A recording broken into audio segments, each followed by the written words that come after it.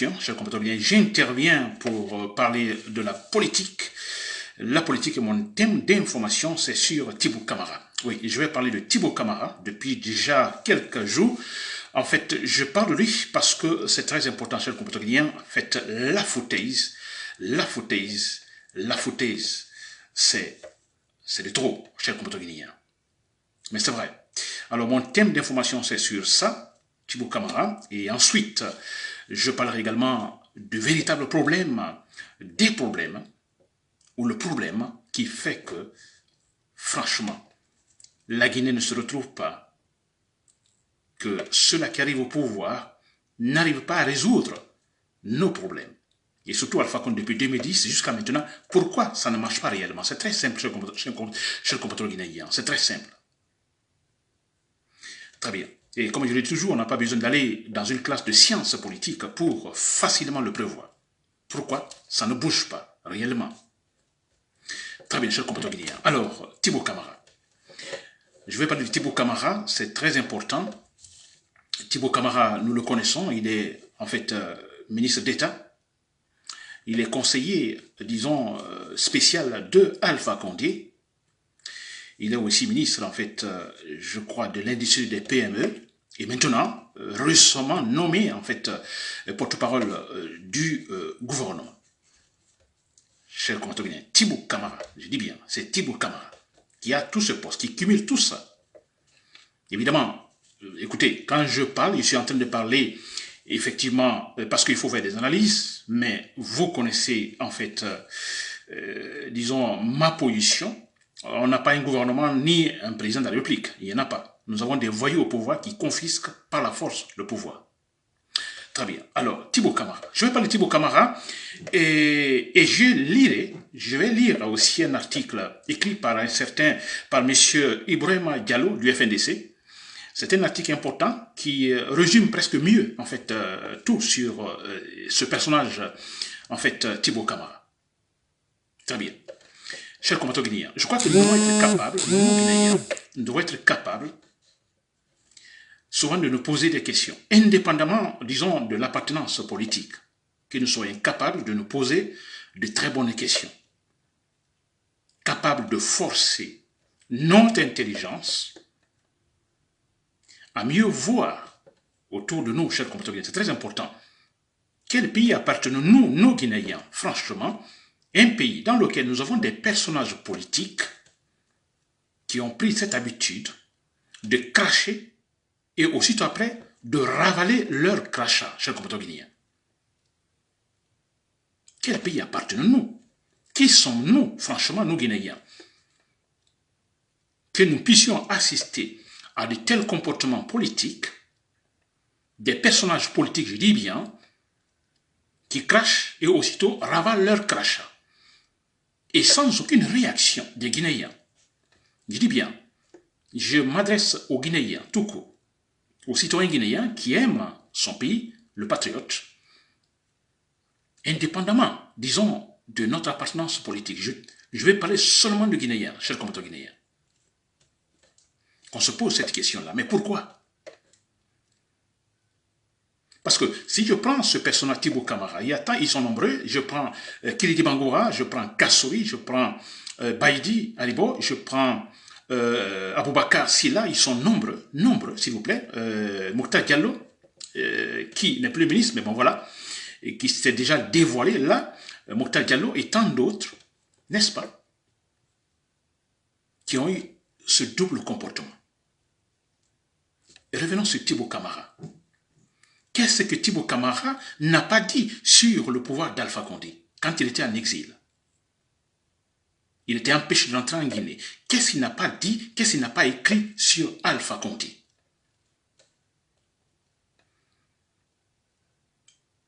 Des critiques dures sur Alpha Condé. Alpha Condé, en 50 ans, même 50 ans au pouvoir, ne pourra rien réaliser en Guinée, ne pourra rien, ne peut pas, qu'il n'a pas la compétence de gouverner, chers compatriotes guinéens. Et aujourd'hui, j'entends ce Thibaut Camara, maintenant il est le porte-parole, disons, du gouvernement, Nous savons tous pourquoi il est à ce poste. Thibaut Camara, si vous avez lu, si vous lisez ces articles depuis toujours, c'est le culte de la personnalité. Alpha Condé est généreux, Alpha Condé est bon, Alpha Condé est un vaillant politicien, n'est-ce pas? Le culte de la personnalité. Tout ce qu'il écrit, Thibaut Camara. Et maintenant, on lui confie ce poste du porte-parole du gouvernement. C'est quoi?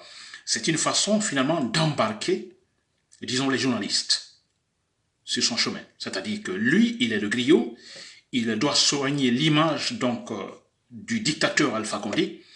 Alors il faut trouver donc d'autres également pour faire la même chose, les journalistes. Et là, il s'adresse aux journalistes cette semaine même en disant, vous les journalistes, vous devez être capables de dire la vérité aux gens qui ternissent l'image de la Guinée. Thibaut Camara, qui doivent dire la vérité aux gens, les journalistes doivent dire la vérité aux gens qui ternissent l'image de la Guinée. Chers compatriotes guinéens. C'est incroyable. Alors, ça se voit. Si vous parlez de la vérité, je me demande quelle est cette vérité. Quelle vérité, s'il vous plaît? Parce que si nous dénonçons le pouvoir, nous dénonçons la dictature, cela ne signifie pas que nous détestons la Guinée. Non, c'est plutôt, c'est au contraire. Nous dénonçons la dictature. Parce que seule la dictature ternit l'image du pays. Seule la dictature et ceux-là qui l'entretiennent ternissent l'image de la Guinée.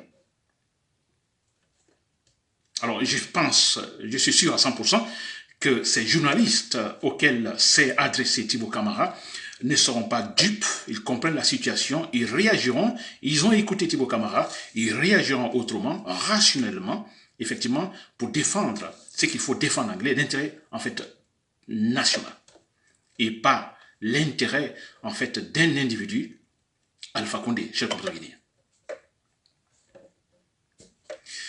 Je vais lire cet article très important pour ne pas durer. Je dis bien, l'article est de, en fait, Ibrahima Diallo du FNDC. L'histoire est têtue, Thibaut Camara le sait, en fait c'est le titre.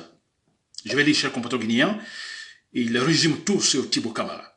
Parce que nous ne pouvons pas accepter, chers compatriotes guinéens, ces personnages, doubles personnages, n'est-ce pas? Nous ne pouvons pas les accepter en Guinée. Il faut les combattre. Nous devons les combattre. On avait Thibaut Camara à un moment donné, au départ très timide, parce qu'il avait un pied dans l'opposition et l'autre dans la mouvance. Il est resté timide dans ses actions, dans ses discours. Et maintenant, il commence finalement à hausser en fait le ton pour dire, bon voilà, comme pense également son gourou Alpha Condé, que le Guinéen, en Guinée, il n'y a que donc 80% d'analphabètes. Il faut les amadouer. Thibaut est donc suit en fait ce sens-là. Qui est Thibaut? Quelle compétence a-t-il cet homme-là? Que sait-il? Au lieu de nous parler du bilan du département qu'il dirige, n'est-ce pas? Ministère de l'Industrie, de PME, au lieu de nous donner le bilan, là où il est, depuis combien d'années, il ne le fait pas. Il est là à jeter des fleurs sur Alpha Condé. Cher compatriote guinéen, je vais lire cet article de Ibrahima Diallo, je dis bien, du FNDC. Le titre, l'histoire est têtue, Thibaut Camara le sait bien. S'il y a, je vais lire l'article, s'il y a un domaine, c'est Ibrahima Diallo qui écrit, s'il y a un domaine dans lequel Alpha Condé semble avoir incontestablement du talent, c'est dans celui de pousser ses adversaires à ravaler tout ce qu'ils avaient déclaré hier. Parmi eux, Thibaut Camara, autrefois virulent envers le dictateur, se présente comme le plus méprisant vis-à-vis de la mémoire des Guinéens. Lui qui disait que le mandat de Alpha Condé est une punition collective, fin d'oublier tout ce qu'il racontait il y a quelque temps sur le dictateur Alpha Condé, dont il est devenu aujourd'hui l'un des plus grands, en fait, turiféraires et courtisans serviles. Le poste de ministre et les avantages y différents sont passés par là. Il pense sûrement que c'est à coup de tribunes démagogiques qu'il pourra restaurer l'image d'un homme honni comme le dictateur Alpha Condé. Arrive-t-il Thibaut Camara lorsqu'il se regarde dans son miroir tous les matins de se remémorer toutes ces diatribes et les tribunes au vitriol contre Alpha Condé quand il était en exil, et comment parvient-il à faire face à tant de reniements?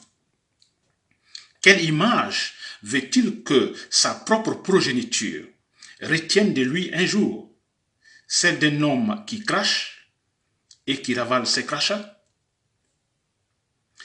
Ils sont des dizaines de Thibaut Camara qui peuplent aujourd'hui le microcosme politique guinéen et qui donnent aux jeunes une image très peu flatteuse de la politique.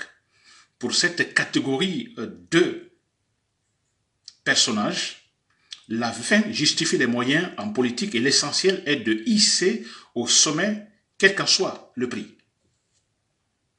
Beaucoup de personnages se demandent quel talent particulier Thibaut Camara a pour s'accommoder de tous les régimes de ces dernières années, de Lansana Conté à Alpha Condé. C'est au prix de quelle compromission? Pour Thibaut Camara, tous les moyens sont bons pour être dans les bonnes grâces du chef, même au prix de l'honneur et de la dignité. L'un des problèmes de la Guinée actuelle est également le fait que certains personnages comme Thibaut Camara s'imaginent que les Guinéens n'ont pas de mémoire. Mais s'ils ont oublié leur discours, les Guinéens, quant à eux, ont suffisamment de mémoire pour ne pas les oublier. Et au moment venu, chacun fera face à ses actes. Voilà, c'était l'article de Ibrahim Diallo, du FNDC, cher compatriote guinéen. Il parle de Thibaut Camara. Thibaut Camara, je dis bien, qui crache et qui avait craché beaucoup et qui aujourd'hui ravale tous ces crachats, cher compatriote guinéen, parce qu'il avait tout dit sur Alpha Condé. Idem que Kassori Fofana, vous avez écouté Kassori Fofana, Baïdi Alibot et tant d'autres, Aboubakar Silla. Alors, tous ces gens aujourd'hui, ils sont avec Alpha Condé. Alpha Condé, bien entendu, les utilise. Si vous avez bien compris, en fait, l'article de Ibrahima Diallo, Alpha Condé, effectivement, les utilise. Il faut parler d'une victoire d'Alpha Condé. Un véritable talent d'Alpha Condé, c'est là il a réussi, c'est-à-dire essayer de rapprocher tous ces gens-là qui crachaient sur lui hier, et aujourd'hui, voilà, qui ravalent leur crachat. C'est une réussite, donc, de Alpha Condé. Parce qu'il les utilise, pourquoi? Pour des fins personnelles, pour qu'il puisse se maintenir au pouvoir à vie. Et demain, Alpha Condé pourra facilement aussi te dire, bon, écoutez, de toute façon, j'ai pu les avoir. N'est-ce pas? Très clairement, en utilisant les décrets, non, les postes ministériels, de l'argent, Alpha Condé est arrivé à amadouer tous ces gens aujourd'hui. Mais écoutez, chers compatriotes, nous devons nous demander, soyons des Guinéens. Nous sommes des Guinéens, des courageux. N'est-ce pas? Nous ne pouvons pas accepter, ça dépasse la foutaise. S'il vous plaît, allez-y sur Google, cherchez les articles de Thibaut Camara, des articles critiquant, dénigrant Alpha Condé. Et cet homme aujourd'hui qui nous dit que Alpha Condé est généreux, il est bon, il est vaillant, il aime la Guinée, il aimera toujours la Guinée. Chers compatriotes guinéens, quelle somme d'argent, combien d'argent cet homme, Thibaut Camara, a-t-il reçu pour finalement insulter ainsi les Guinéens? Chers compatriotes guinéens, voilà. Alors, moi, au départ, je disais que nous devons être capables, nous Guinéens, indépendamment de l'appartenance politique, nous poser certaines questions, n'est-ce pas? Forcer notre intelligence. Réfléchissons. Et des comportements pareils, nous ne devons pas accepter, chers compatriotes guinéens, qu'il faut dénoncer. Vous-même, nous avons tous remarqué finalement, c'est un pouvoir qui finalement est bloqué. Absolument, totalement bloqué. Alors que nous soyons de la mouvance ou non, aujourd'hui, il faut être patriote. Regardons la Guinée. Ces gens-là ne peuvent pas avec la Guinée. Je vais vous dire pourquoi. La Guinée ne peut pas bouger avec Alpha Condé. Jamais. Que ce soit Alpha Condé ou autre personne, autre pouvoir, utilisant le même système, on n'ira nulle part chez le compatriote guinéen. Le grand problème de la Guinée, je vais le dire, comme je l'ai annoncé au départ. Vous savez, en Guinée, nous avons assez de problèmes. Ça, c'est clair. Problèmes économiques, problèmes financiers, politiques, des problèmes sociaux, ça ne finit pas. Hein? Si vous voyez les infrastructures, il n'y en a pas, infrastructures routières, scolaires, sanitaires, sécurité, absolument rien. C'est la pagaille. L'administration désorganisée. D'ailleurs, Alpha Condé l'avait bien trouvé en disant, quand il est arrivé au pouvoir, j'ai des pays sans État. Il avait raison, c'est-à-dire un État en faillite. Alpha Condé avait raison. C'était le grand problème de la Guinée. C'est le grand problème de la Guinée. Alors, face à un tel problème, n'est-ce pas, crise, je dirais financière, crise économique, crise sociale, et face à un tel problème, il faut une politique. Quelle politique? Une bonne politique, une politique saine. Je ne dis pas qu'avec une politique saine, tout va être résolu tout à l'heure, mais c'est le principe. Pour attaquer de tels problèmes, il faut une politique saine. La politique saine, c'est quoi? C'est bien sûr une politique transparente. Une politique qui respecte la légalité. Et dans de telles conditions, la meilleure forme, disons, de gouvernement, c'est la démocratie, en respectant les valeurs démocratiques. Ça, j'appelle ça la politique saine. Alors, pour attaquer ces problèmes-là, il faut une politique saine. C'est clair et net. Alors, le problème de la Guinée, c'est quoi? Nous avons Alpha Condé qui vient en 2010 au pouvoir. Il a trouvé le problème, il a dit. Mais au lieu de trouver ou de suivre le sens de la politique saine pour pouvoir résoudre ce problème que nous avons, il a choisi la politique malsaine. Et le problème, c'est quoi, chers compatriotes guinéens? Le problème que nous avons, physique sur le terrain, problème économique, financier, tant, ça coûte excessivement cher. Très cher. Financièrement, humainement, psychologiquement, moralement, ça coûte très cher. Tous les problèmes que nous avons, qu'ils soient des problèmes liés aux infrastructures et tout. N'est-ce pas?